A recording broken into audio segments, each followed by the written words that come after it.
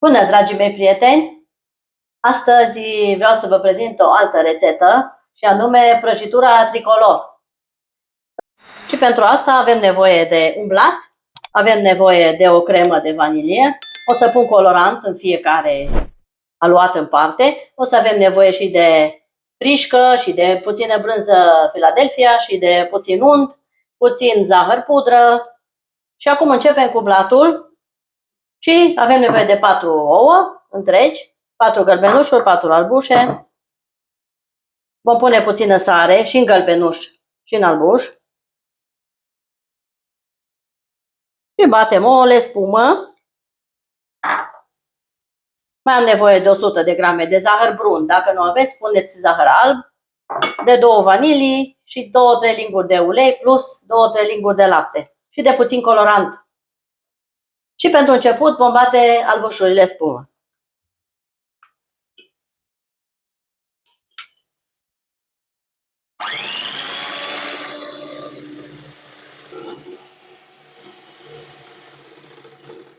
Acum vom adăuga zahărul totodată.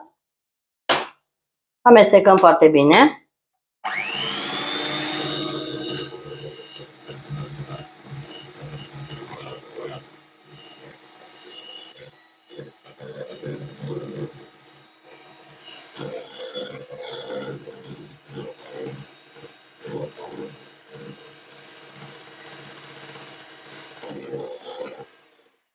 Punem și gălbenușurile.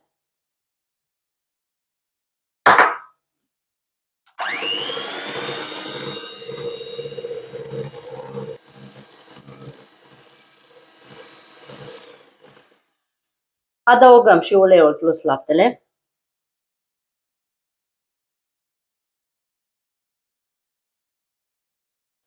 Punem și 2 vanilii și amestecăm.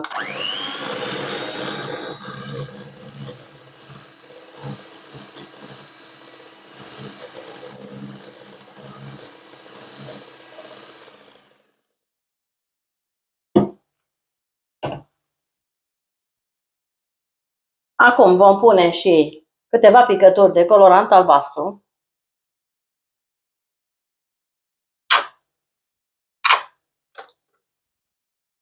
Amestecăm.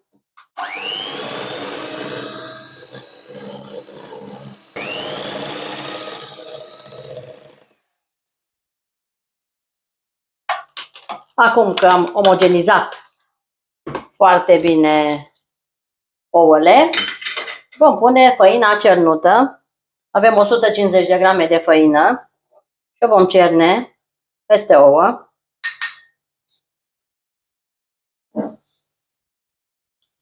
Pe toată odată. Și amestecăm. Am pregătit o tavă de 30 pe 20 de centimetri.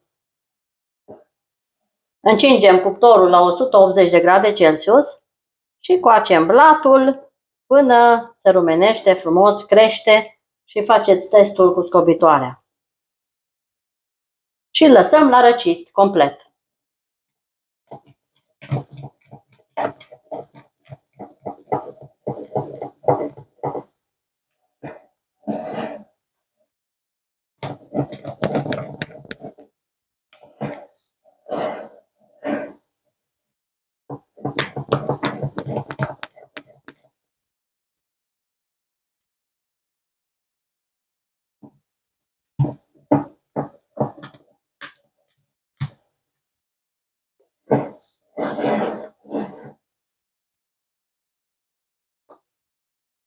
Am amestecat foarte bine, iar acum vom pune compoziția în tavă.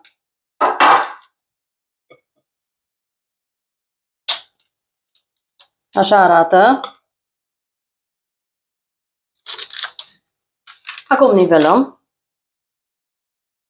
și îl punem la copt. Și avem 500 de ml de lapte. Am pus în oală 300 de ml la fiert și acum 200 de ml îl vom amesteca cu 60 de grame de amidon, lapte rece. Vă spun la sfârșit cât lapte am folosit. Mai punem 100 de grame de zahăr brunt sau zahăr alb, de care vă place. Avem nevoie de un ou întreg. De puțină sare. Și amestecăm foarte bine amidonul cu laptele și cu oul și cu zahărul.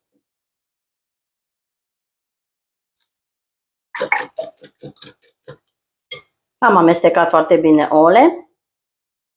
Acum le vom turna în oala cu laptele fierbinte și amestecăm în continuu. Focul trebuie să fie mic și amestecăm până se îngroașă crema noastră.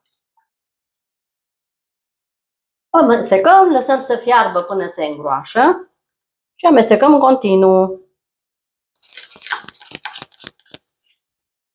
Crema noastră s-a îngroșat, arată așa.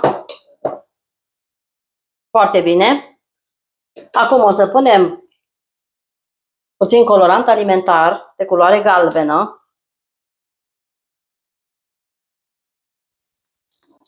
Și amestecăm foarte bine până încorporăm și culoarea în cremă.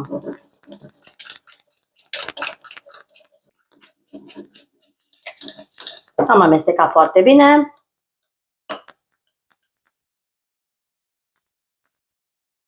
Acum o voi goli într-un bol curat și o lăsăm să se răcească complet.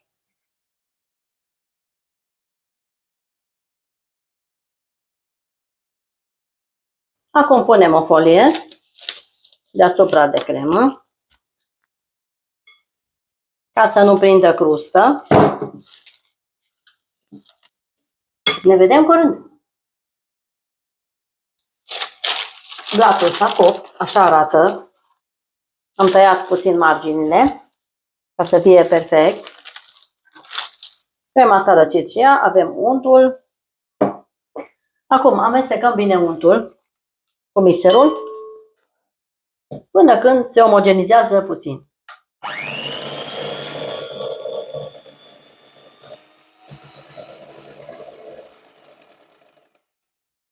Așa arată. Am amestecat untul bine, așa arată. Acum vom amesteca și crema noastră. Luăm folia jos.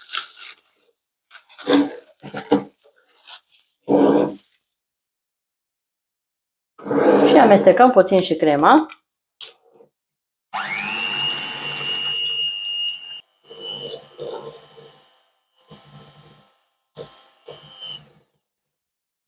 Crema noastră arată așa. Acum vom lua din cremă și vom pune peste unt și încorporăm crema în unt. Punem câte 2 linguri și amestecăm până încorporăm toată crema în unt.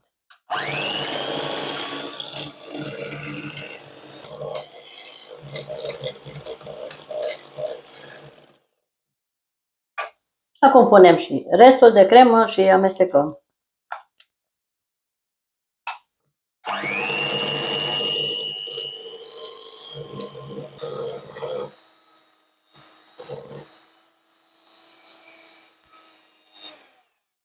Crema noastră este gata. Așa arată crema noastră. Cea mai bună cremă. Și punem deoparte.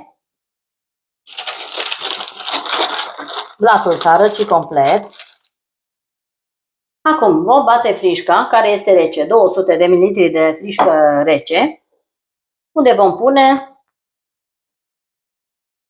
brânză foarte fină. Toate ingredientele o să vi le las în descrierea filmului.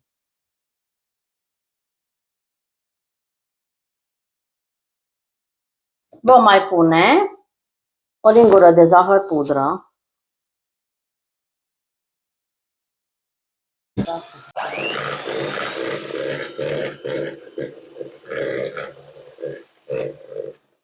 Frișca s-a bătut.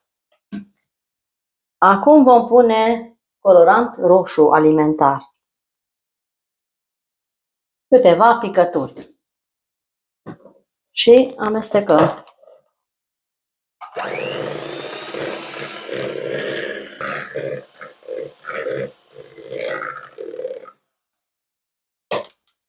Și așa arată culoarea noastră. Acum vom îngoli într-un poș. Am pus crema într-un poș și acum umplem blatul nostru pe care nu-l tăiem. Punem crema direct peste blat și punem stratul de cremă peste blat. Nu îl însiropăm blatul, rămâne așa.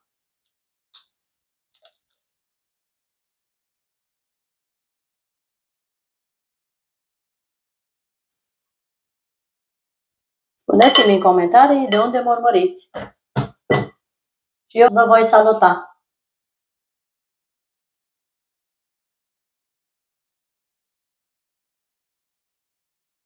Aranjăm pe toată suprafața.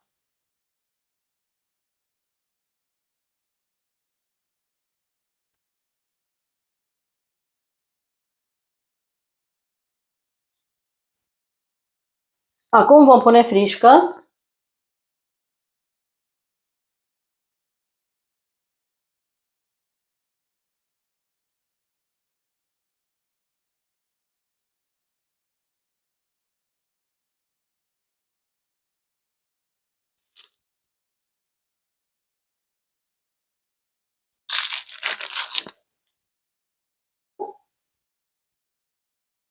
Acum voi pune cireșe confiate ca și decor.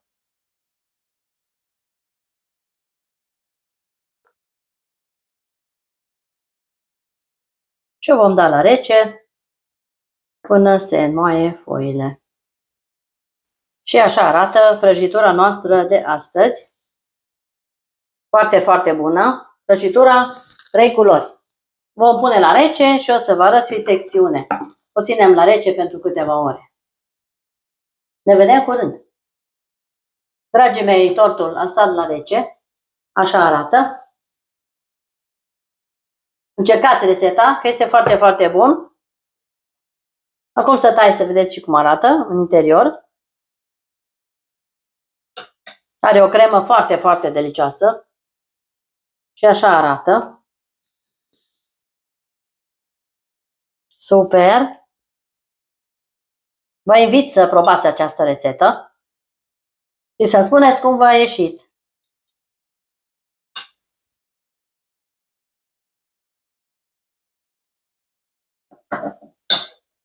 Să gust să văd și ce gust are.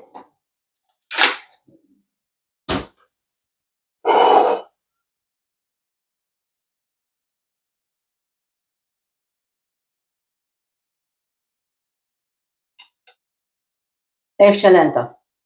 Probați rețeta cu mare încredere. Ingredientele vi le las în listă. Vă mulțumesc că ați fost cu mine până la sfârșitul acestei rețete, iar dacă aveți gusturile mele, încercați! Până la o nouă rețetă, eu vă spun la revedere!